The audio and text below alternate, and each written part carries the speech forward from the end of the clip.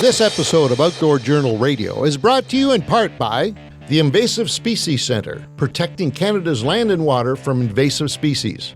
Freedom Cruise Canada, rent the boat, own the memories. JMB Cycle and Marine, your home for all things power sports, boats, and equipment. And Silver Wax, absolute care for everything you drive.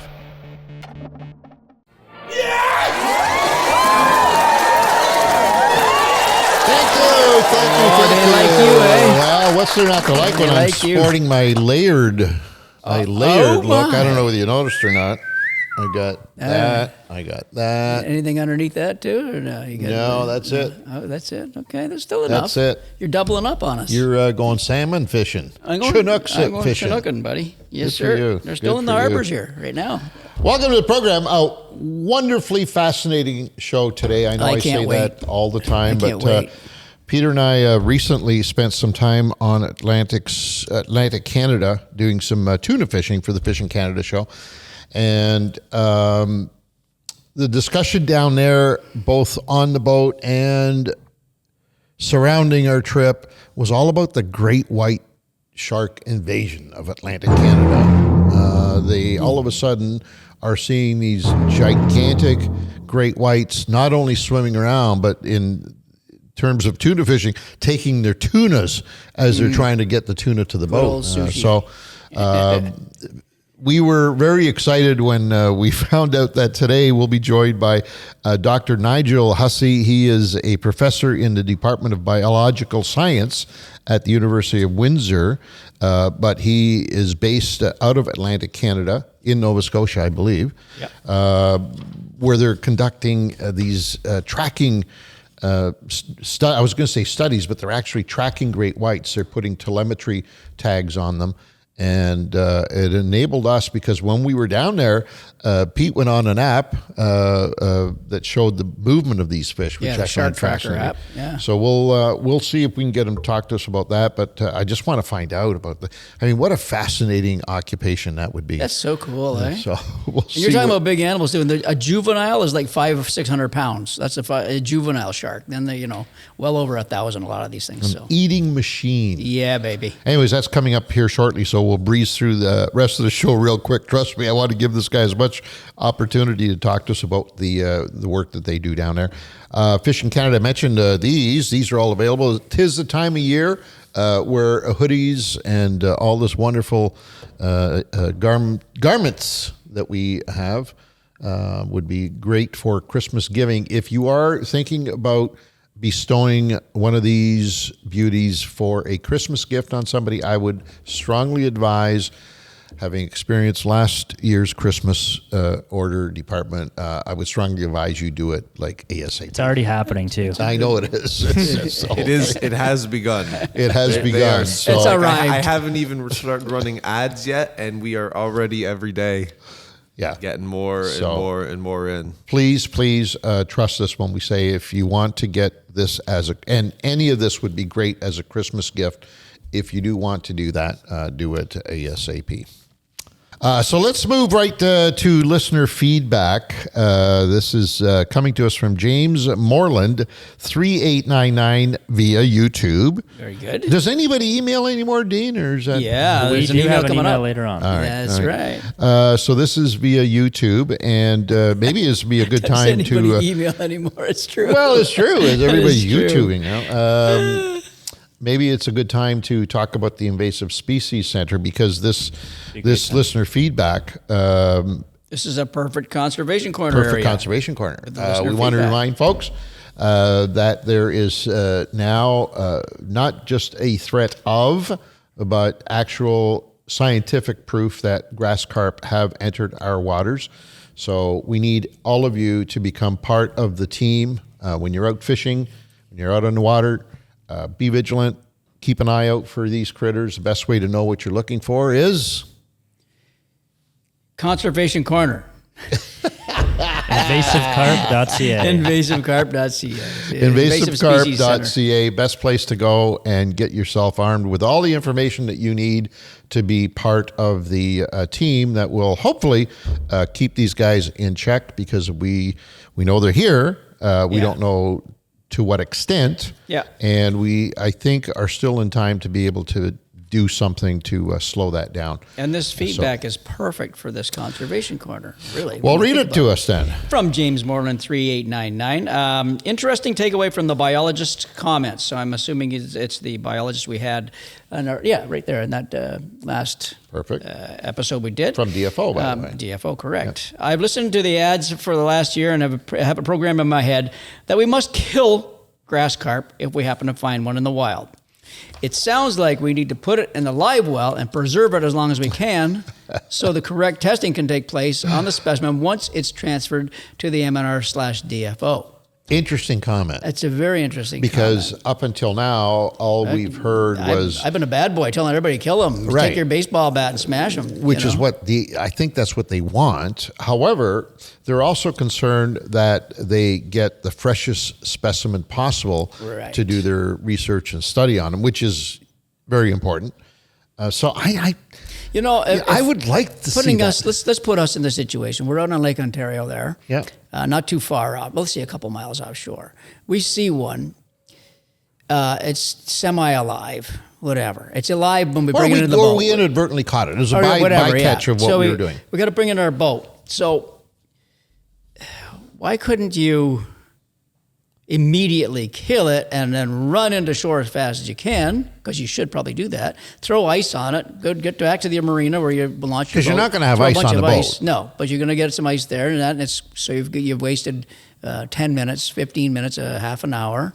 Would it be that much DNA gone from that fish that you couldn't have preserved? Being alive versus iced in that time is what my thought is. I'd still say I'd rather kill it and get it back as quick to the shore as I could. But I've got a nice, big, beautiful live well that will more than hold. Well, depending on the size. I mean, the 80-pounder that was there. Our live well doesn't hold that might not fit. Yeah. That might not fit in the live well. It fit in two pieces.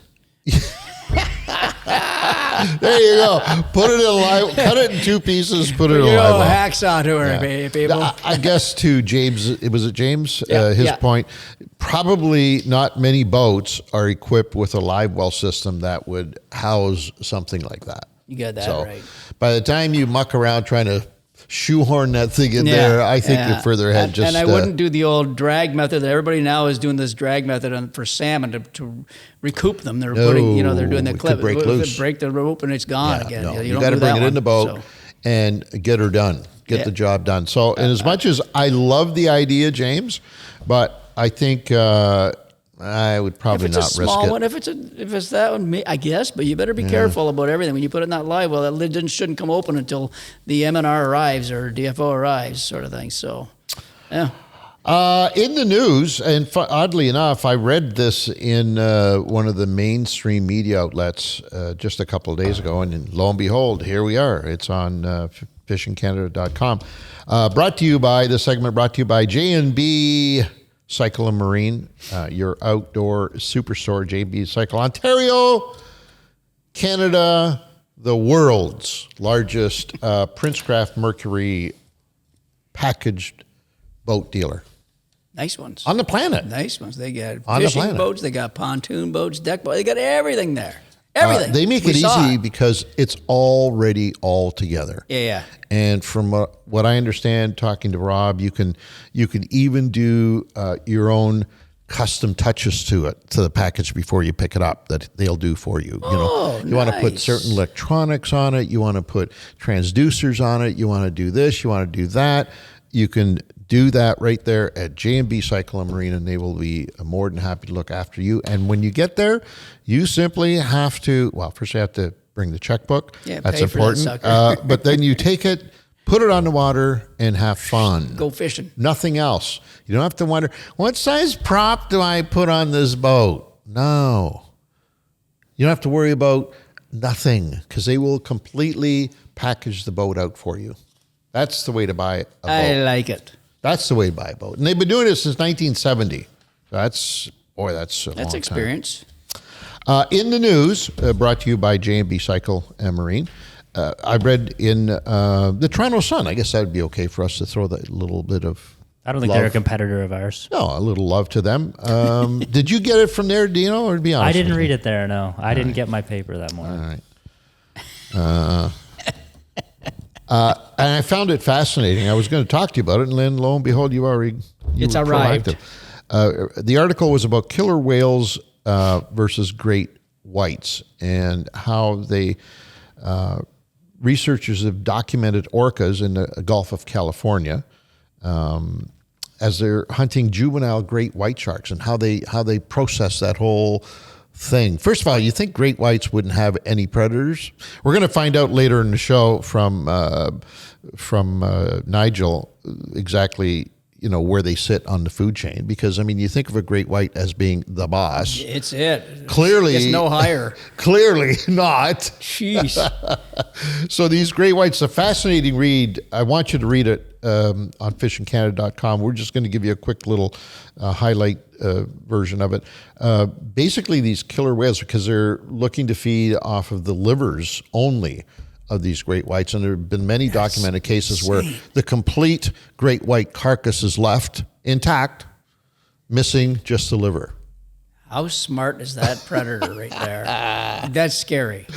And they force them up to the surface, and I don't even know how. And it's juvenile great white, so they even know the difference between a juvenile and an adult. Well, I think that's just orcas being very smart, That's right? what I mean, They're saying, hey, wait a minute. Okay, let me see. I can go after that great big old 18-footer with all the nasty teeth. Got a bigger liver. Yeah, Nice but big at some chunk of food point, you got to feed weigh the whole family. You got to weigh it, right? You got to say, risk, benefit. I'll go for the little. Yeah, but don't they hunt in packs too, though? They're not singles, I don't think. I think in a case where they're eating a liver out of a great white, I think that would be an individual meal, wouldn't it? The video Dean? that I saw, they were, because I think they get them to the surface in a pack. Like they all work together to like force it up, and then the one orca removed it and carried it away, and then they all chased him like a smallie. Right, and got all little pieces of little it. piece of the liver, but then the alpha or whoever took it out gets the full meal. Boy, Well, that's awesome. That makes sense, right? Yeah, that does make sense. It's cool. Anyways, smart, man. we'll talk to a professional who knows, a scientist who knows. We'll talk to him about that here in a couple of minutes. But go to the article; it's fascinating. We're just not doing a great job of giving you.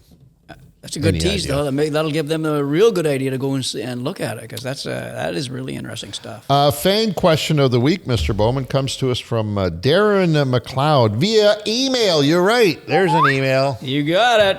So Brought to you by fishfindermounts.com, isn't it? That means he's not eligible. He's not eligible. No, he's not eligible. Oh, this is not okay. This is not an eligible That's one. okay, gotta come Darren. in on That's YouTube. he's still participating. You did so your people best. still You do did your email. best. There it is, right there. You got your answer. Yes, Who would they have do. thought that you and I would sit here one day and say email was old school? God, I couldn't even spell email when it first came out. Exactly. We just did that.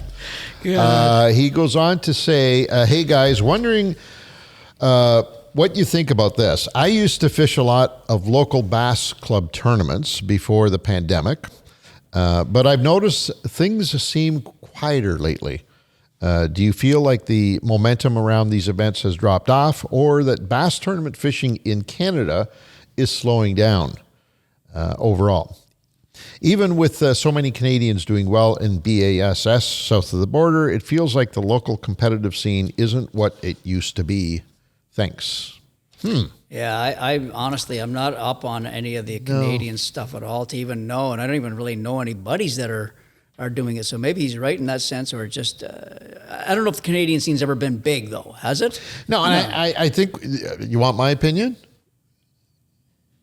It might be wrong, but my opinion is, as the cost of entry has gone up, and what I mean by that, not just the entry to these tournaments, which that has as well, but to me, the cost of entry is everything from gasoline to terminal tackle, housing. God forbid, the boats and motors and electronics and everything you need to be competitive. We've kind of priced ourselves out of the market here in Canada because traditionally the purses just aren't there. Yeah. So, guys are spending to be competitive today. I think to be competitive today in a semi-organized fishing tournament, you're looking at $150,000 to $200,000 in the big picture of investment. Whether it's time off work, whether it includes your travels, your accommodations, your meals, your equipment, it's a huge expense. Yeah.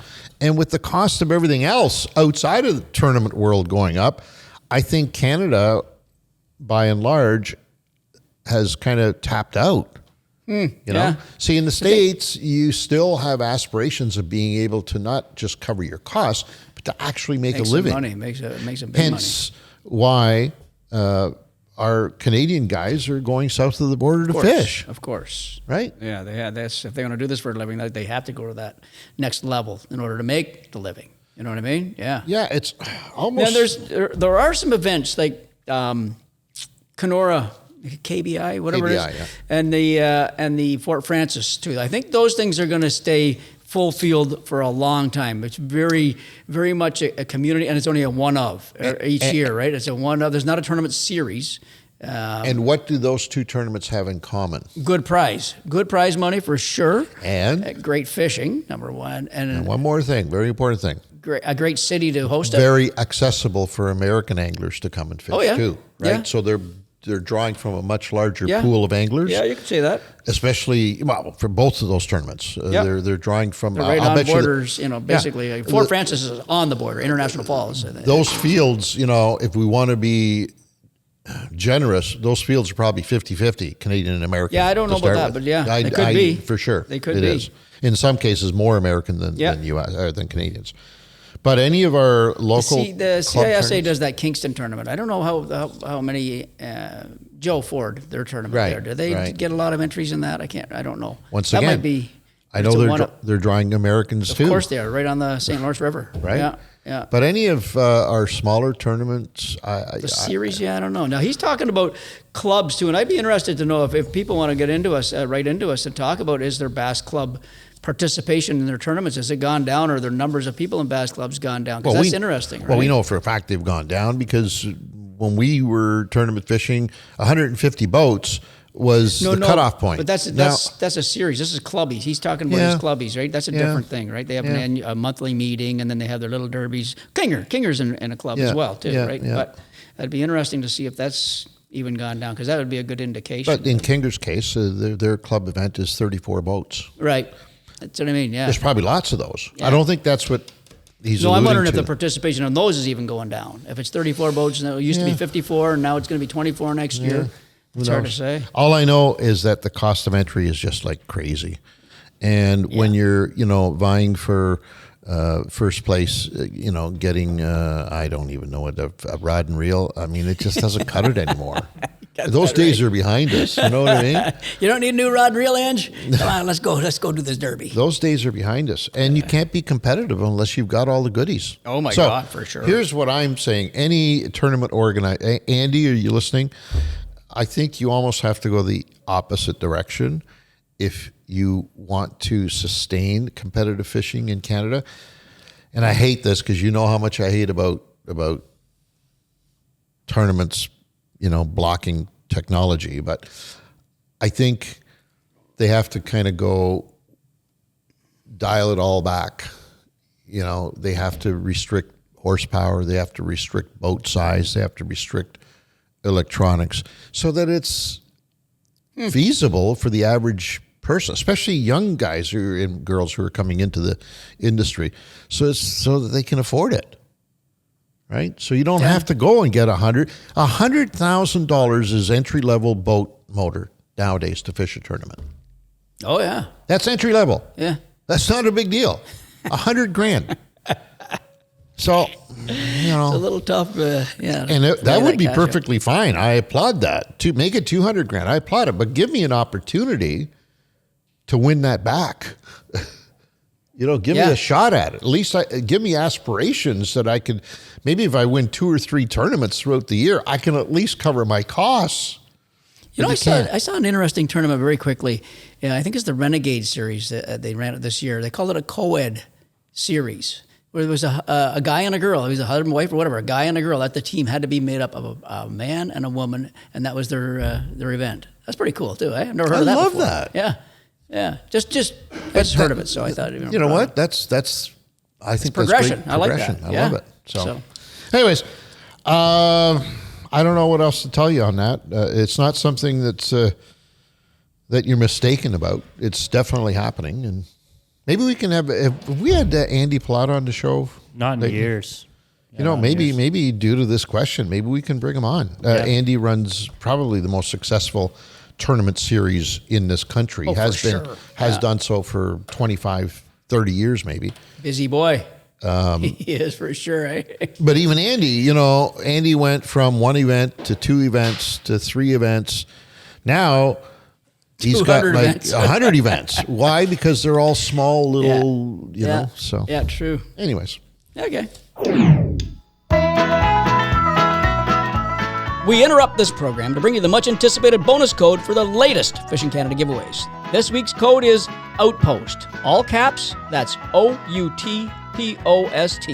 Just type that in the bonus code section of the contest and receive free entries towards all our current giveaways. For those of you who aren't entered, what are you waiting for? Head over to fishingcanada.com while you listen to the rest of this episode, click contests, and sign up for all the latest Fishing Canada giveaways. And now, back to the episode. Hey anglers, want to turn your next catch into a competition? Well, check out Anglers Leaderboard, the new fishing platform that lets you track your catches, join friendly competitions, enter tournaments, and see how you rank against others in your region. Use your phone and the photo measure board to automatically detect length and species. No more guesswork. Whether you're fishing for pleasure or to compete, ALB makes every catch count. What's your ALB score? Well, get Anglers Leaderboard today and start climbing the ranks. Visit anglersleaderboard.com to learn more. This episode is brought to you by Sail. Sail is proudly Canadian and stocked with over 100 Canadian brands you know and love. From rods and reels to sonars to kayaks and every last lure you've seen on the Fishing Canada show, Sail has all the gear to get you on the water. Drop into one of 12 stores across Ontario and Quebec and talk to the real fishing specialists, or gear up online anytime at sail.ca. Sail, the ultimate destination for your outdoor adventures. This next segment brought to you by Silver Wax. If you're going to clean your car, truck, or boat, motorcycle, motorhome, I don't know, a loved one. I don't know. Silver I got Wax. a couple of loved ones that stuff won't work on, but other than that, everything else it works on. Silver Wax has the product for you. Built right here in Canada since 1999, Silver Wax has every type of product you could possibly imagine to make that chore a lot easier, more enjoyable, and the net results a lot better. You got that right, boy. And I know, because I use that. I like the big bucket, the big bucket with everything in it, so you use the wash bucket. It's great thinking. Do they sell those like that? Yeah, I hope so. Oh, hell yeah. Anyway, Silver Wax, look for it at your favorite retailer, especially the one that sells tires. They carry. The Canadian retailer. The Canadian retailer that sells tires. They carry Silver Wax. Remember, once again, all Canadian. I think it's the only one, as far as I can tell. Proudly Canadian. Proudly. You know it. All right. As discussed earlier in the show, we're going to talk about great whites, and to help us with that is an expert here. His name is Dr. Nigel Hussey. He is a professor at the Department of Biological Sciences at University of Windsor in Windsor here in Ontario. He leads the lab called, ironically, Hussey Lab, which focuses on the movement, foraging, and topic ecology of aquatic organisms under changing environment and human pressures, especially as it pertains to the great white. Welcome to the show, Doctor. Thank you very much for having me. That's a mouthful right there, isn't it? Yes. Guys like us don't really understand all that, but it sounds good for you. I'll tell you that. We need single syllable, simple little words. The dude that does this, that, and the other. So we put an article up on our site earlier on this week pertaining to another article that appeared in a leading publication here in Canada regarding great whites and orcas. And that's what kind of gave birth to this whole thing. And Nigel, we were also recently in Nova Scotia doing some tuna fishing. And ironically, the whole hubbub when we got there was about the great whites, and how they're starting to interfere with the tuna fishermen and all that. Our captain had a giant, like a 300-400 pound tuna with 2 bites out of it from a great white. He brought it in, and there was 2 great big bite chunks right out of it. So there's obviously an issue going on. Yeah. Crazy. That's right. I think it's becoming quite a common occurrence, certainly for those charter fishing guys. How long have they been here? I mean, we've just recently started hearing about sightings and interactions with great whites, but we've been fishing the East Coast for 40 years, and I don't think we ever heard about great whites until, I'm going to say, just pre-pandemic, maybe. How long have they been here? It's this is the big question, I think, and it's a highly debated question. There are records of white sharks in Atlantic Canada waters that go back to the late 1800s. Wow. Probably, I think one of the first records is around 1876. So white sharks were definitely in these waters. The key question is, were these waters critical habitats? And so there were lots of these animals here. Or was this region more what we call fringe habitat, i.e. it was right at the extreme of their northern range?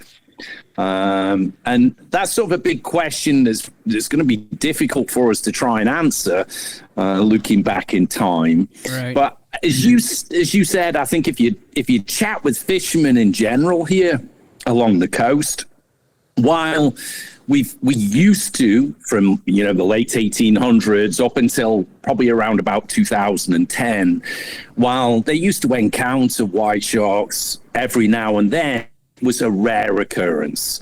It was literally every decade, a white shark was caught in some fishing gear, or there was an interaction with a fishing boat. There was a great record by Harry Pearce in the early 1930s where a white shark bit a wooden fishing boat.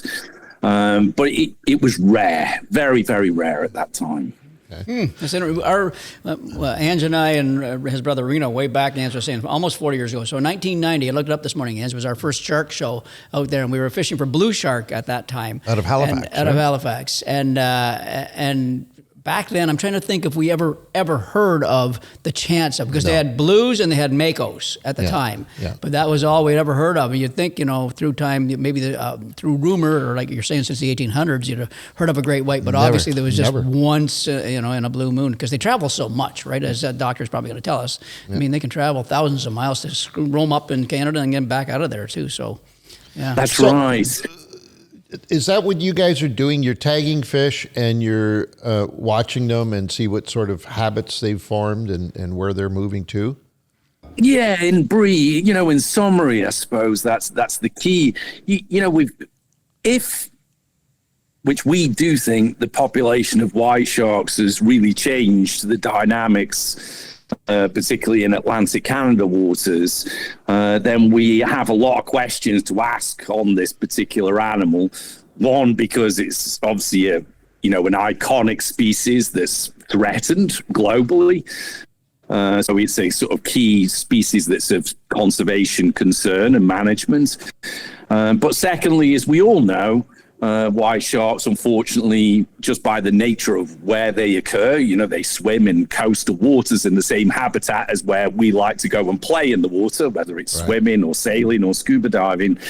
If we have more of those animals in Atlantic Canada, then we really need to seriously consider human-shark interactions. And we need to be thinking forward on how we're going to manage that moving forward. And importantly, I say that in the context of, we shouldn't have fear of these sharks. They're not out there trying to eat us. They're not swimming along the coastline looking for human food. But we obviously want to minimize risks. If we know an area where there are a large number of these animals, then obviously we want to make the general public aware that that's a potentially higher risk area if you go in the water there. But, as it stands now, we don't have any of that data. If we go back, like we've just been talking, these records were really rare. Even when an assessment was done in like the mid 2000s by Fisheries and Oceans Canada, that assessment basically said that the white shark's extremely rare in Canadian waters. This habitat represents like the extreme of their range, and almost the wording suggested that the white sharks that we saw in Atlantic Canada were almost animals that got lost and just crossed over into our waters. And at that time, they stated, we don't need a management plan for this species because it's so rare. There's no point, even considering putting a management plan in place. But since that time in around 2010, as you guys probably know, is, when suddenly the white sharks returned back to Cape Cod in Massachusetts. And that was when people started to see them swimming along those nice sandy beaches where you can really see the defined silhouettes swimming along. And people were amazed at the time, as we are in Atlantic Canada, everyone was very excited, like, wow, these iconic animals, seem to be coming back. That increase took place in Cape Cod, and it was quite a rapid increase in terms of the number of animals there. And then it seemed to be a sort of quite a quick knock-on effect into Canada, where we, started to see this sudden increase in sightings and observations of these animals, which then raised this question, hold on a second, are they rare? Do we need a management plan? And if we do, what are we going to do to generate the data to feed into that management plan? It's funny you mentioned they're not out there to, chasing around humans to consume them as food, but there is a category or an animal that probably thinks it is. The reason I say that is that the last couple of trips to the East Coast fishery, we have heard. Now, these are the old salty, captains on these boats and stuff. And there's a lot of what they say is rhetoric, but there's also a lot what they say without scientific proof. They are kind of the foreseers of what's to come. One of the things we've heard a lot over the last couple of years is that the seal population is hurting. Because seals used to be a problem for these anglers. They would always be out there trying to get their baits, right? Well, the last couple of years, they're saying, we're not seeing a lot of seals. That's because the great whites are eating them all. So there is that non-scientific evidence that we may have a lot more than we think out there. 100%. And, if you were to ask me what do you think's driving, an increase of white sharks in, Canadian waters? Well, I think it's a combination of things. One, the population recovered or is recovering. Historically in the Atlantic, we know that from directed fisheries, which Jaws was based on, a very famous fisherman that operated out of New York, and targeted just large, mature female animals that are obviously the most important in the population because they're producing all the young. We know that from targeted fisheries and bycatch and, the gill netting that used to take place in the New York Bight in the main nursery area, the population depleted. And we can see that in the genetics. The genetics show what we call a bottleneck, which meant that the population size went very, very, very small. But since that time, there's been conservation measures put in place, particularly in the US in some key habitats that's allowed the population to recover. And then with that recovery, we're looking at other factors that have come into play as well now. Climate change, no question about it. We're sat here off the east coast of Canada in an area that's obviously been warming. And we're just pushing just a couple of degrees or so up is pushing us into sort of the perfect thermal envelope for white sharks to come here into our waters and stay here.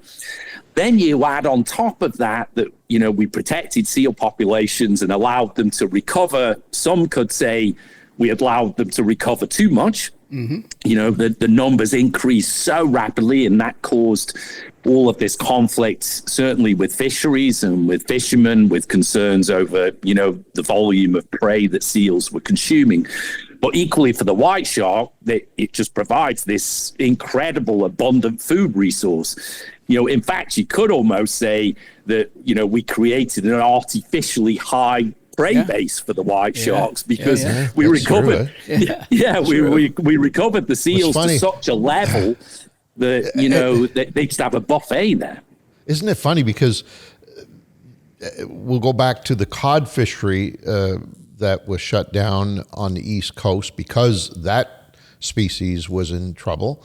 And as it recovered, the seal population just blossomed, it seems, right? And now that's changed again. And I bring this up because isn't it funny how nature has a way of leveling things off? Sometimes it's best just to sit back and let nature do its thing because eventually it'll level itself out. And that's the case here.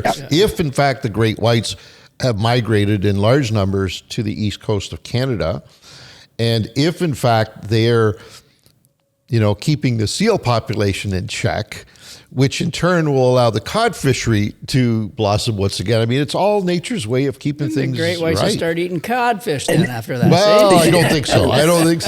And you're right. It's a great example of how we underestimate the roles of different species in an ecosystem. And they're all playing a regulating role one way or another that's keeping that ecosystem in balance. I think the frustration for humans is we almost want like a constant balance in populations of animals, and that's never true. They're always fluctuating up and down over time because the predators increase too much. It's like the old story of of the rabbits and the foxes. You one population, the predators increase, the prey decreases, the predators decrease. When you go into these oscillations, and so true. I think that's what we're seeing really. Isn't it fun? I was just saying, I know this is totally unconnected, but it just brought this to mind, what you just said. So we've had this in our area, I'd say for the last, got to be 7-8 years, an explosion of rabbits. Like there's rabbits in the suburbs everywhere, you see. And then a couple of years ago, and I just saw one yesterday, we have foxes. Where you never see foxes before, right? Yeah. And that's exactly to your point, and Nigel. Coyotes too. We have lots of coyotes, but now I was just talking to a guy in an area behind my house. We have always had coyotes and lots of rabbits. We hardly seen any coyotes, and now we're starting to see rabbits again in our area. It's crazy. It's just the way it works, right? So it's those cycles that take place, and I think for us, with the white sharks, that's certainly the case. Just this abundance of food, and when you think about these white sharks, they're almost like mini robots, really. They're very programmed. They do this very timed migration. They're up in Atlantic Canada in summer and fall. Around this time now, as we're talking, they're literally, migrating south like snowbirds, heading back down to sort of, Georgia, Florida, and round into the Gulf of Mexico. But to me, there's an interest point in that is we don't really know what the white sharks eat in that southern area, when they go down south in the winter. And so we often assume that, when they're north, when they're at, off Cape Cod or they're here around Atlantic Canada, this is when they're really feeding. Almost this is the time that those animals are growing because you've got access to this really calorific, rich, fatty prey. And it's almost as though you could say they come to Atlantic Canada, and this is really the most important time for those animals. They're feeding, they're growing, they're improving their condition, and almost when they go south, they don't have that scale, that quality of food anymore, and they are almost in maintenance. Then they're sort of surviving and almost in a way waiting to come back north again. That's interesting. That is really interesting. Sushi. They like our sushi up here. The bluefins gets them nice and fat. Nigel, I got a question. You were talking about a management plan, but we know right now that great white sharks are protected. They are a protected species. So what is the difference between being protected right now and a management plan that if you have to go to that level? What do you have to do there? Well, initially with the white sharks in Canada, as we said, that assessment done back in the mid-2000s said they were so rare, we don't even need to consider them. After the 2010s, when we started to see numbers, increase, the initial first phase that was put in place by government was developing a recovery strategy, i.e. this threatened species. We need to basically optimize the recovery plan for this species. So how can we minimize harm to this particular species? So that's what Fisheries and Oceans have done. I think this was only released last year. They basically released the Canadian recovery plan for the species. And then the next step that builds from that is then this management plan. And the management plan is basically stems from the idea that, white sharks globally are a threatened species. Naturally, they have quite small population sizes just because they're a top apex predator and their sheer size. And when you have a top predator like that, the consequences of, say, human impacts or exploitation on them can be quite devastating. As we've shown, we can deplete those populations very quickly, if we're actively, say, if they're caught in fisheries, etc. And so that management plan is really to say, okay, we've got a white shark population. We know it can be very vulnerable to, human impacts like bycatch in fisheries. And so then what management provisions do we put in place to ensure that we can sort of keep a relatively stable population over time? And I should add on really that management plan is also thinking about the point we were just saying, which is the white shark probably is a very important species in our ecosystem, in terms of maintaining that balance. And I think we'd all agree that that's particularly true with seal populations, for example. Does it get to a point, though, where, obviously you're connected to the great whites, but there has to be a counterpart to you that's connected to the seal population. Does it get to a point where the seal folks might say, hey, whoa, we got problems here. You got too many great whites, and we're going to lose our seals. Do you guys get involved in that? And is there a debate there that ever takes place?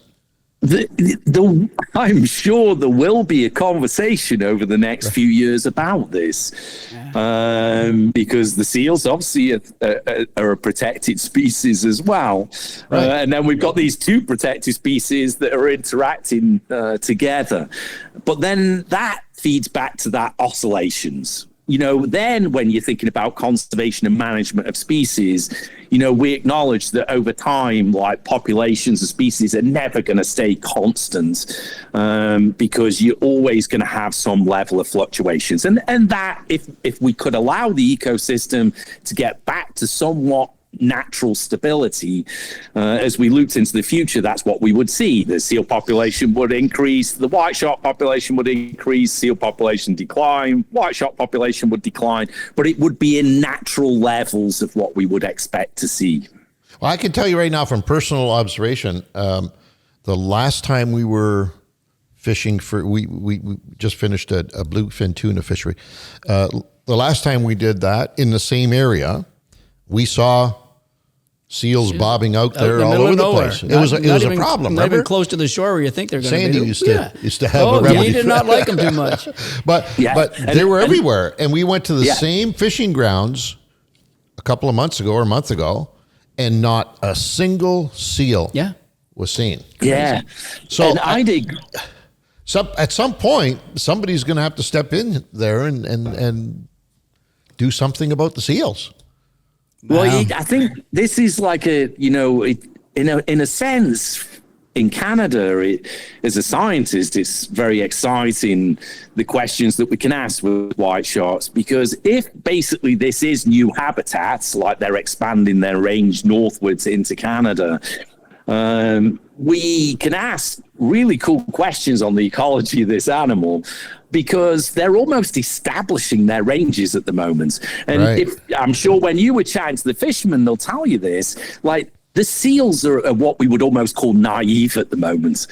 They don't know what's going. They're not used to having this big toothed predator swimming around where they are. So you can imagine you've got these seals, they're used to just freedom. They were like the top dogs in the system, basically. They had no fear of anything, go anywhere that they wanted to, exploit any prey that they wanted to. Up to the boat. Yeah. Yeah. The bigger and fatter you are, the tougher you are, right? Yeah, and now, you've got these big-toothed animals suddenly appeared on the scene. And I've heard sort of anecdotally from, fishermen, for people living on the coast, areas where they'd see seals haul out. They don't necessarily haul out there anymore. The whole dynamics of the sort of seal population is starting to change. And that's going to be progressive because they're still naive. They don't learn automatically overnight. It's going to take a few years for those seals to actually adapt and realize, okay, that place is not a good place to be, and also develop the strategies to, evade these sharks, as other populations have, say, in South Africa or California. So there's sort of super cool questions to ask. One, like even the white sharks themselves, think about, say, us guys, you dump us in a city, I don't know, you drop us in Ireland, you drop us in Dublin in Ireland. We arrive there. What do we do the first night? Well, we venture out to go and find a good pub.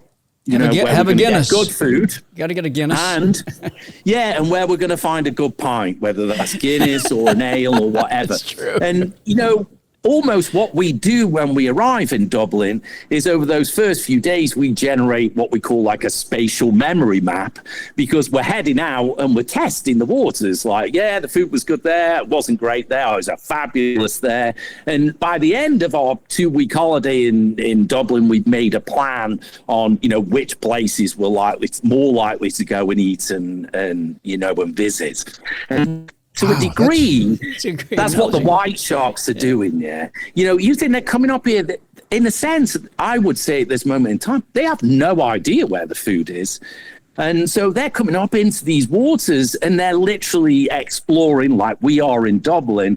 And they're trying to figure out, okay, which is a good place where, I can get easy access to food. And an obvious example for that would be Sable Island. We have Sable Island, 50, 60 miles offshore with the biggest seal colony in Atlantic Canada. And we rarely get the white sharks going there.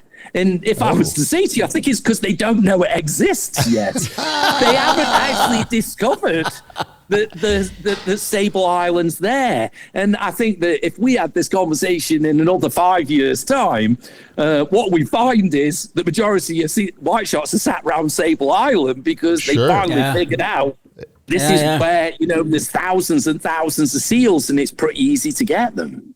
Bay of Fundy too now is starting to get great white populations moving in. Yeah. They're the bass fishermen, the striper bass fishermen. They're starting to see them with alarming regularity when they have a fish on. So they've moved. It's one thing, when you think of them venturing north and hitting the coast and kind of grazing around the coast. But when they start moving into places like the Bay of Fundy, that's very specific. That's kind of off the beaten path for them, right? Is there any concern about that at all? It's not, I wouldn't say the word concern, but, if we look generally like Bay of Fundy, Nova Scotia, up to Cape Breton, into the Gulf of St. Lawrence, we're seeing they're reported all the way through the system. And as you guys know, the reason for that is because many of our seal populations, the key thing they're looking for, are sort of dispersed. Although we have that big seal colony off Sable Island, much of our seal population here in Nova Scotia is sort of diffuse. There's lots of them, but they're just spread right the way through, Bay of Fundy, Gulf of St. Lawrence, along the coast. And so naturally, just by how the prey's dispersed, the white sharks are going to, inhabit that territory. And I think these sharks, from the data that we've got, in terms of the movements, the sharks are literally cruising around. They'll come into an area like here at Mahone Bay, where I am at the moment. They'll come into an area here. We'll have some individuals. They'll cruise around for a couple of weeks potentially in the system. And then, they move on from here. And these are big animals. So for an animal to get from Mahone Bay on the South Shore up to Cape Breton and into the Gulf of St. Lawrence, that's like a day's swim. So, when we think of the scale of Nova Scotia and Newfoundland as well, which we're not including, but Newfoundland as well, it's nothing for these animals. It's like me and you walking between pubs in Dublin, realistically. Wow. These animals can easily, switch and be hugely efficient in terms of trying to locate and obtain prey. Nigel, go to the Sable Island thing. Now, we don't know a lot about sharks, but we've always heard that they can smell blood for miles or whatever. But if there's such a huge population of seals at Sable Island, could they not somehow sense it, scent it, figure it out somehow, through currents and everything else, or can they not smell that kind of stuff? Like, there'd be that many seals there. It's got to be a stronger scent trail or for something. Can they do that? Or? Yeah, agreed with you on this. I think it's always very hard, that myth, that we have with sharks, in terms of they can smell a drop of blood from whatever X distance away. Right. While that comment's typically thrown around, we can't really quantify that. Like, it's sort of impossible to actually quantify that particular sense, because that sense is something we don't have as humans. And so trying to sort of comprehend how an animal does that is extremely difficult. And the only way we could try and test it is under natural conditions. And it's very challenging to do that. Yeah. I think sharks most definitely pick up on scents, and as you rightly said, those scents are typically driven by currents, and it's perhaps not necessarily true that a shark picks up on a scent 20 miles away because the drop of blood goes in the water and the shark smells it immediately. That's not true. It is those currents that then carry a scent over longer distances, and then the sharks can pick up, and that's how a bait plume or a chum plume sort of works. Yeah. You're right with sable, and I assume it must be something to do with how that current direction carries. Because I agree with you. If you've got thousands of seals all pooing into the water and etc., all of that carries quite a strong scent trail. And I assume that those currents must diffuse off in a direction that's not aligned with where the sharks are. Because you've got to think that the sharks naturally, or in most cases, they're quite a coastal orientated animal. That changes. With age, but a majority of these animals are coastal orientated, and so if they're tracking up the sort of coastline up into Canadian waters, then perhaps there's a good chance, they're just not picking up on that scent plume. But it's certainly a cool question to ask. Which brings us to probably something we should have started this with. Exactly what is it that you do? You keep mentioning tracking and telemetry. Tell us about the lab and what are the mechanics involved in what you do? Okay, so the key thing is actually where I'm sat now in this room is what we call the Tancook Islands Marine Field Station, which is actually two islands, Big Tancook and Little Tancook, that are based in Mahone Bay. And through my lab, we've set up this field station here specifically to study white sharks in Atlantic Canada. We're asking a whole set of questions, but one of the core questions that, the data that we generate ties into is basically their movement ecology or their movement in Canadian waters. So to do that, when we track these animals, we use what we call various electronic tags. And there's different types, and they give us different types of data. But we basically equip the sharks with a combination of these different electronic tags, and then those providers data remotely on the animal, where we can track their movements, on their journey throughout Atlantic Canada. And in, I suppose, the most simplistic way, that then allows us to identify, core habitats. So there are core regions where these sharks aggregate, for example, which obviously would be important potentially for them for feeding, but also from a human perspective would be a potentially higher risk area. And we also look at identifying what we call like migration corridors. So they're sort of key routes that these animals are using to come as they, navigate around the Bay of Fundy and up through the Gulf of St. Lawrence, etc. So different tag types, different technology. That's incredible because it allows us to, observe these animals 7 days a week, 24 hours a day, and in certain cases, certain tags, we can track the same individual animal for up to 10 years. Oh, wow. Is that what you're doing with awesome. that shark that from when we were down there that you said could be the shark that? Well, no, that wasn't. It was. So I'm using the Shark Tracker app, Nigel, and it's just there was one. Yeah. What Ange is referring to, people listening here, is that bluefin tuna that our captain had bit. So I went to the Shark Tracker yesterday, and the week before that we were there was a shark that went right from out of Canso, right through the area we were fishing and all Could have that, been and him. tracked it. It could have been very well been him, or like Ange said, when we were talking about other fish too, might be with him, but. Well, so basically what you're doing is you're following individual fish and you're building the database that gives you migratory patterns and maybe seasonal or whatever that migration might be, food related, et cetera. But it doesn't really give you any sense of the population, does it? No. So that's the dig, because no, you're exactly right, because ultimately, if you're monitoring tagged animals, then you're only monitoring the tagged population. And so then you can't infer on what the broader population size is. And so to address that, what we've started is what we call baited underwater camera surveys. And so what we do here is right the way through from the start of the season in June through until the end of October, putting cameras into the water, and those cameras pick up individual sharks, and we can identify individual sharks by sort of distinct marking patterns that those sharks have. And we can then use that data with some modeling to estimate how many animals are actually in Atlantic Canada. Ah, interesting. What in your so it's using a combination of different tools. In your estimation, how many of these animals would be roaming the east coast of Canada at any given time?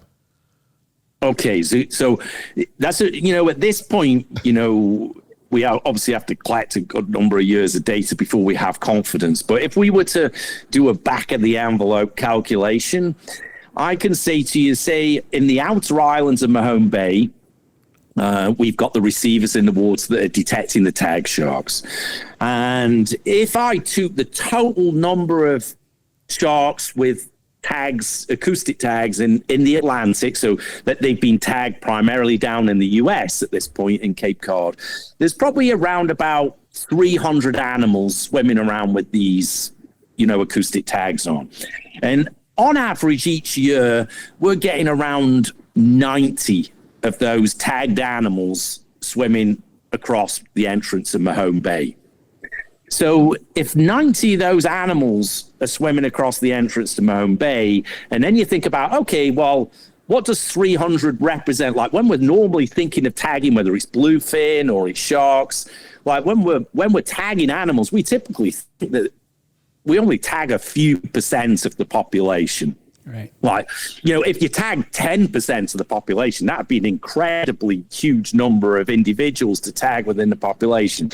So I suppose that might give you some context. Like if we rounded up to 100 animals detected here in Mahone Bay, and, we've tagged, 10% of the population, well, we're somewhere in the realm of certainly 3,000-4,000 animals are swimming through Mahone Bay each year. Wow. Yeah. And Mahone Bay, this is a good number. It's not a huge. It doesn't sound like a lot, but when you equate that to 1,000-pound plus eating machine, that's a big number, man. Yeah, I wouldn't want to be a seal around there right now, like big fat seal. No. Wow. No. Wow. And that's I think probably being quite conservative in the back of an envelope. Calculation. Wow. And we need, again, that's why we need this data. So to generate the data, we can't do it in a year. This is going to be like 10 years committed work to get to sort of really robust numbers. Is that the game? We'll truly understand. Is that the game plan for the lab? Is to do a decade's worth of research, and then at the end of that, develop a paper, write a paper saying, hey, based on our 10 years. Here's what we assess the North Atlantic population of great whites to be. Yeah, 100%. Okay. And that ties. Obviously, there's lots of different avenues of research undertaken, as we've spoken. With the tagging work, and so some of that data will be generated more quickly. Initial papers published on sort of migration routes and hotspots, and movements around Atlantic Canada. But we'll continue that tagging because obviously, especially with climate change, we want to see, okay, how's the migration timing changing?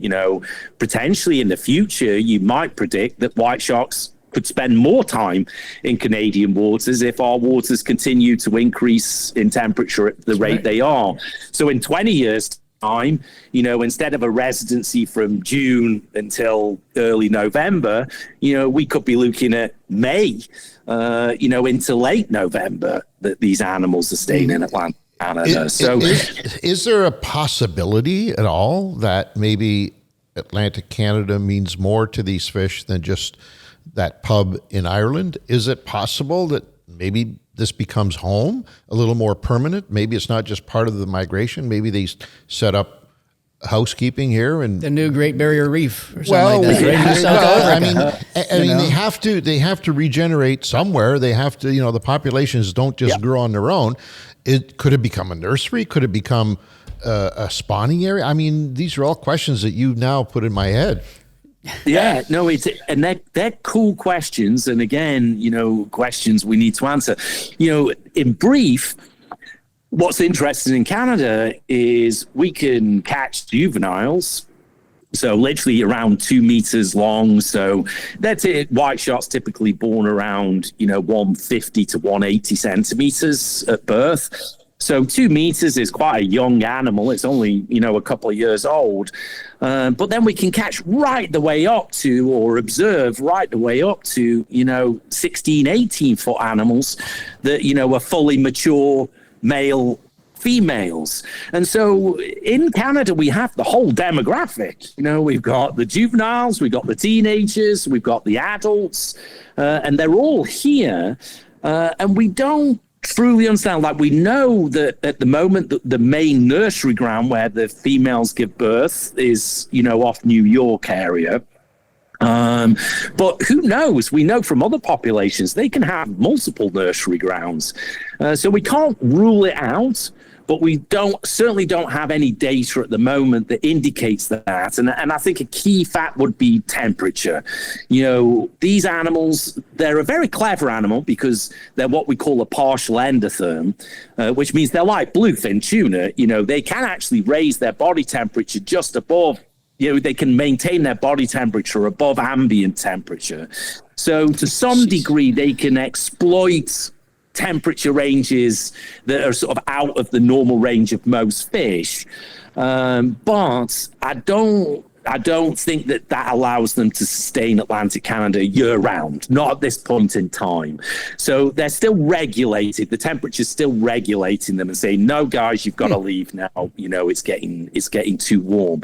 But there's certainly questions over reproduction, and we have to think about that in different ways. Like it could be pre-reproduction, maybe the big mature males and females come here to feed up, ready for mating. And Atlantic Canada could be critical habitat as those animals prepare to mate, to get themselves in great condition. And for those females, what they want to do is really build up their livers, the liver reserves, because, once they've got the young and they're in gestation, then those young are very dependent on basically feeding off the liver of those mature females. So there's lots of possibilities in, how these sharks are using the waters. And I certainly think it's more than just for food. It has to play into their overall life history. Have you ever thought the reverse of what we're thinking now, in that Canada's becoming all this northern water with the global warming or whatever you want to call it, it's getting warmer and warmer. Is there ever a possibility 100 years from now that South Africa, the water's too warm there and the sharks will get the hell out of there and they'll have to come up here? Is that a possibility? Yeah, 100%. Wow. Yeah, we're seeing this very markedly with other species, that they're shifting their distribution. The ranges are actively moving. It's sequential, obviously it's occurring a bit by bit over time, but there's a lot of evidence now across a whole range of, bony fishes, what we call teleos fish, which are endotherms. So those are the fish that are regulated by the ambient temperature of the water.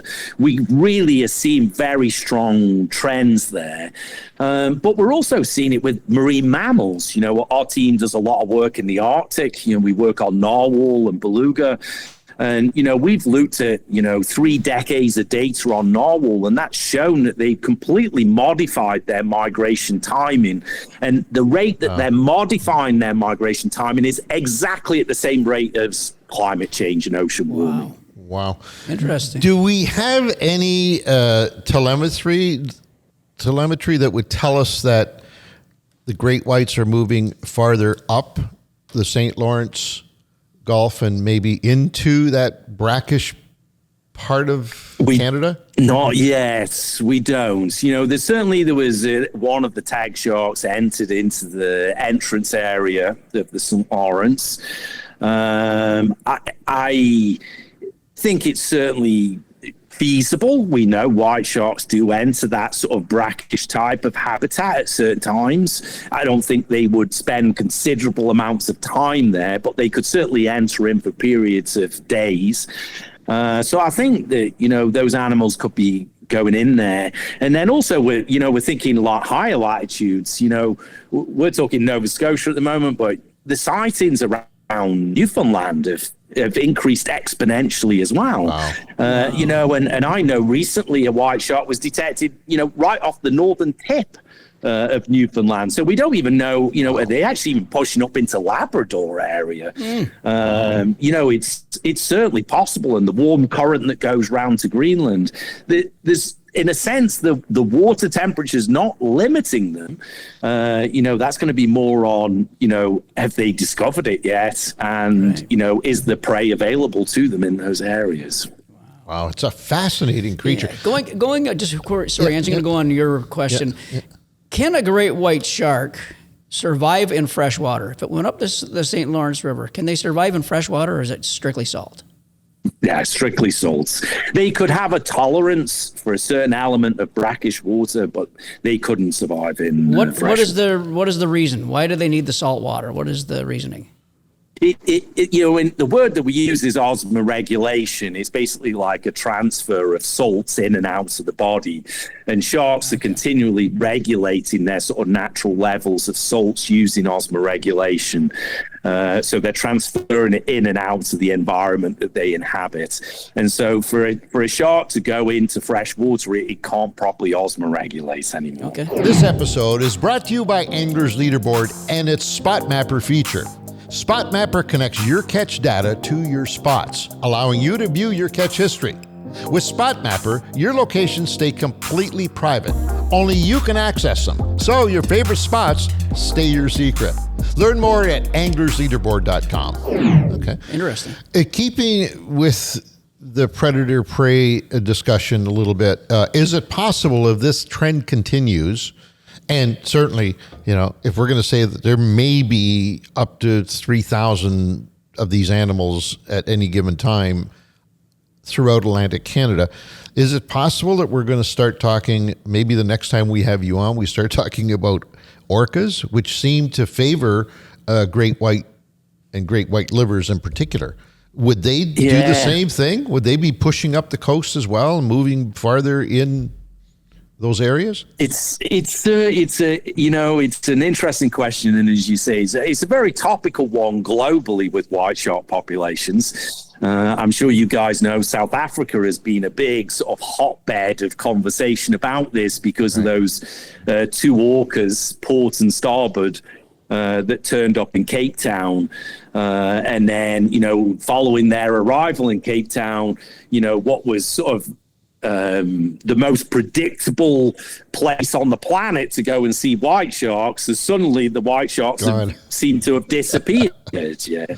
And there's been a lot of discussion about if the white sharks shifted their distribution from the west side of South Africa, from Cape Town, further round to the east side to the Eastern Cape, and is that distribution being driven by this predation threat of killer whales?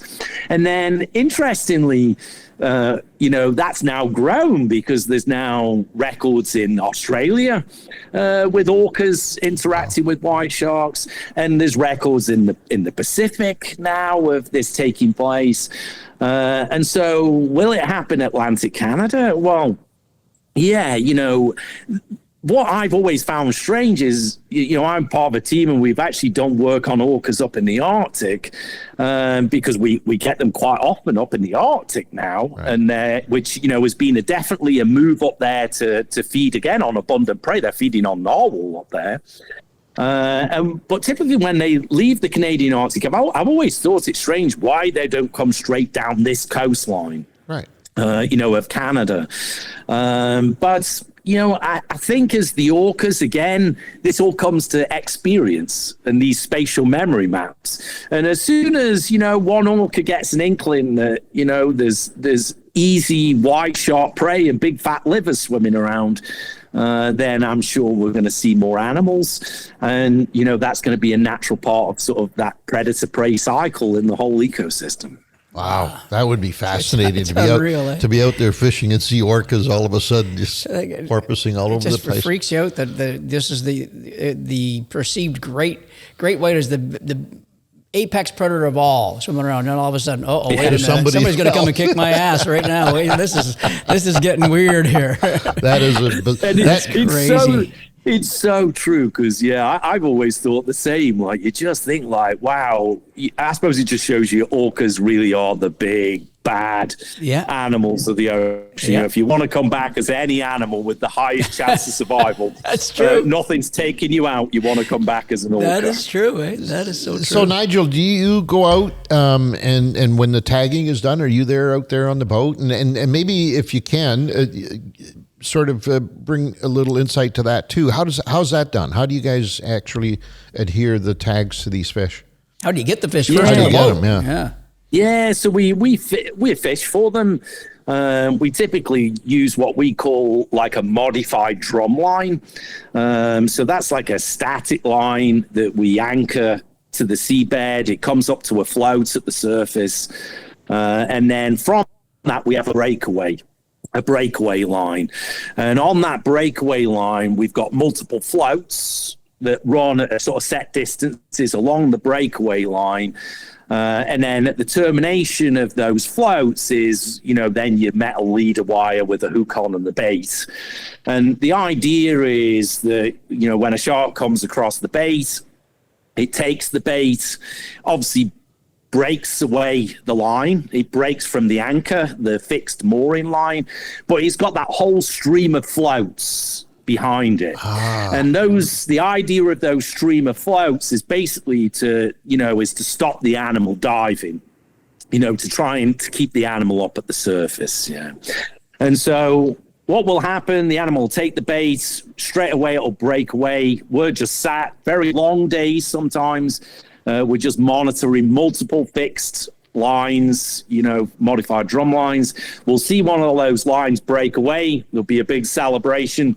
And then literally what we do is we race up, we go and pick up the trailing end of that float line. And then we tie that on to another much longer line onto the boat, obviously to give us leeway, because they can still dive. If they hit into deeper water, they will still try to dive down. And then you want to bring the animal up to the surface. And at that point, what we're trying to do is put bigger, typically like more solid, like plastic buoys on the head, to then get the animal held up at the surface, so then we can get it boat side and work the animal up. It usually at the moment takes us we're working in the rounds of about 30 minutes from when the animal takes the bait to having the animal strapped up next to the boat. And, once we've got the animal strapped next to the boat, the amazing thing with white sharks is they're actually quite a calm animal. Once they're actually strapped there, many other species like tigers, can be rolling and, fighting continuously. But the white sharks are quite calm once they're next to the boat. And, at that point, we often have to do two things. We have to turn them onto their back, so they're belly up. And I'm sure you guys will know, like when you do that with a shark, it induces something called tonic immobility. Right. And tonic immobility is basically where it goes into like a sleep state. And, once you've got it into a white shark into tonic, then they're completely calm. That's when we surgically implant. So we do surgery, same as if you went into hospital, and we surgically implant the 10-year acoustic tag into the animal, and then we suture it up, same as, a human goes to the hospital. And then we flip the animal back over and attach the other satellite tags. Depends what we're putting on the animal, whether we're putting one on the fin that gives that sort of real-time location data that you can see, say, for example, on the shark tracker, or what we call a pop-up archival tag that collects data, and then it comes off the animal and transmits that data at the end of the process. But a sort of key side for us as well is when we've got the animal next to the boat, it gives us an incredible opportunity to take a lot of samples. So, we take blood samples, we take tissue samples from the animals, and we do basically a full health assessment. So we use ultrasound, and so we can look at like the condition of the shark, what state of health is it in. So, in that sort of short window that we've got the animal next to the boat, it's not just about the tags. It's we're able to do basically a full health assessment of that individual animal as well. Wow. In a half hour. That's good. That's fantastic. Do you ever document it? Do you ever videotape the process? Yeah. It's often video just for our own records as well, right. To go back and just be able to make reference points, and just if we're checking, say, on scarring patterns or timing of procedures, because obviously there's quite a lot going on in that short time frame. No kidding. Yeah, it's I suppose it's almost a bit like it's like a Formula One pit stop. Yeah. The animal comes in, and then like it's literally bang, bang, bang, bang, bang, like get this done. So there's a lot of shouting on the boat, shouting the times, the starts, the procedures, and this. How many people? How many people on the team? We usually, when we're out at the moment, we have like 6 or 7 people out. And the reason for that is, we've got, an open center console fishing boat, and we need that maneuverability and the space. Obviously, when you're catching the animal, the animal's moving, it's dynamic, and you need the ability to be able to, obviously control the animal. And also, we have to watch numbers, because if you got too many people will get excited. Everyone clambers onto one side of the boat. Your next thing you see is, it's sort of trying to think of the efficient number of people you need that gives you a balance of still having the space to be able to operate when you're dealing with, big animals. And we have to remember they have got big teeth. And they can move, and they can. We have had individuals, when we're securing them, where their whole head has come over the side into the boat, and there obviously is a risk there that the team is obviously trained to be very aware of. So the team members are very highly skilled. People in particular dealing with white sharks just by the nature of the size of that particular animal. Wow. When you guys have the shark on its belly up in this little state of whatever you wanted to call it, I can't remember what you call it, you have to make an incision. Do you have to freeze that area first, or could you just cut into that area with being... No, we don't. Really? And he doesn't react. They don't react to the cutting of the... like that? Wow. No, you won't see any reaction at all. That's a really good question. There is some debate over using local anesthetics, when we do surgery. But there's sort of a lot of questions when you use anesthetics, like, when you're dealing with bigger animals, like what dosage of anesthetic do you use? And then when you release the animal, does that anesthetic have any impact on the particular animal after you release it, which could harm it? And so it's sort of, you're weighing up a set of trade-offs. And, in particular for us guys, for our team, ultimately our aim is to maximize data collection from the animal, but minimize the amount of time that we're restraining the animal. We want to get it back on its way as fast as we can. And sort of, for us, as soon as you start to consider those factors, like the time of, okay, now we're going to do an injection, to freeze that area, then we're going to have to wait for the anesthetic to take place, and then we're going to start surgery. You've got a trade-off there. And probably now 30 years of people doing surgical implantation of tags on sharks, we typically see that there's long-term survivorship, no major effects observed. And so in our view at the moment, our trade-off is time, quicker and get the animals off faster. We see it more. And let's not forget, you're dealing with the toughest Atlantic, guy. with the Atlantic Ocean too. Right? Can you imagine? Yeah. Or are you able to pick and choose your days? Like, can you circumvent bad weather?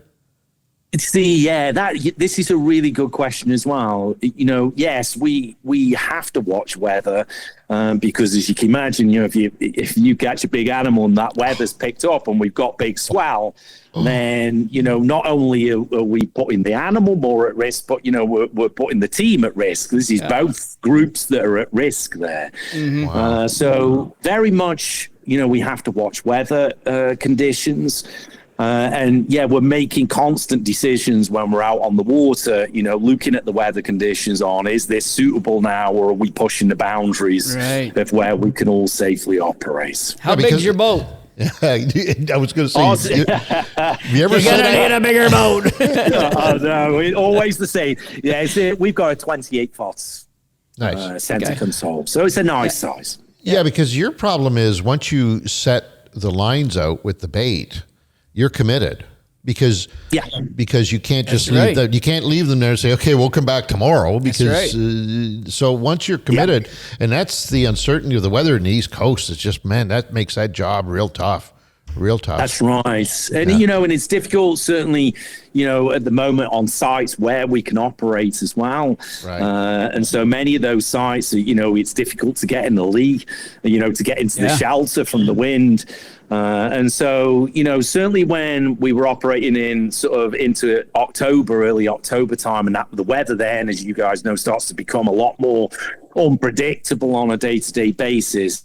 That was when we get into more weather days and sort of, challenges of, having to carve out a few hours in the morning, but then call it a day, trading off on weather. And again, we have to balance all this, because you think, you've got a team, you come together on the ground to do the work, and obviously we can't just sit here for months at a time.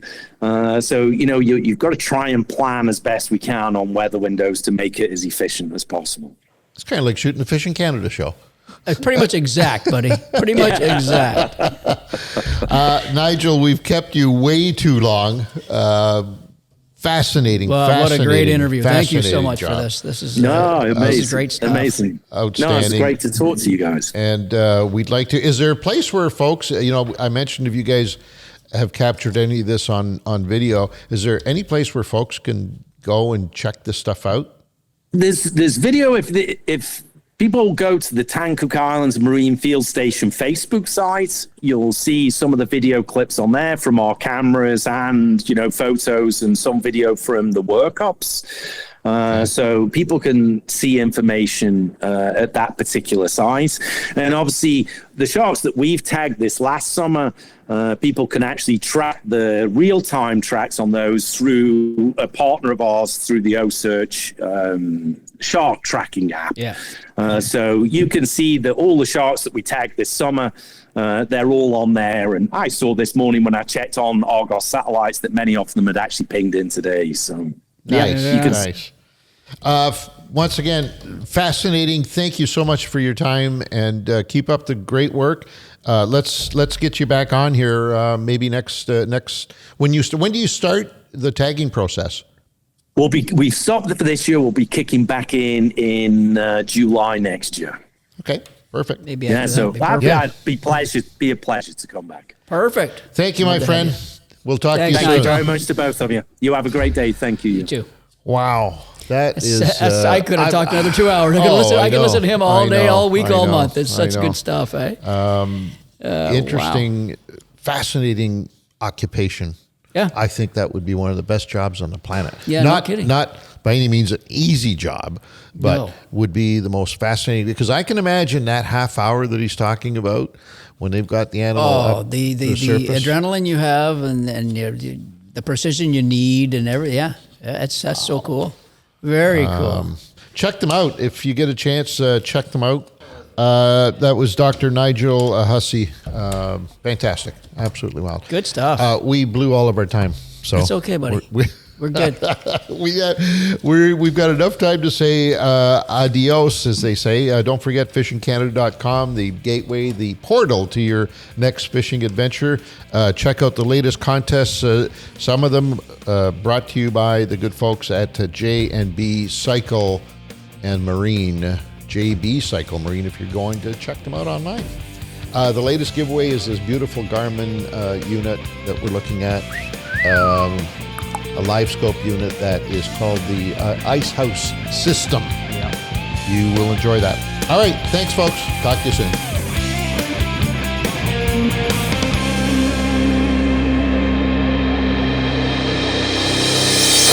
This episode of Outdoor Journal Radio is brought to you in part by the Invasive Species Centre, protecting Canada's land and water from invasive species. Freedom Cruise Canada. Rent the boat, own the memories. J&B Cycle and Marine, your home for all things power sports, boats, and equipment. And Silver Wax, absolute care for everything you drive.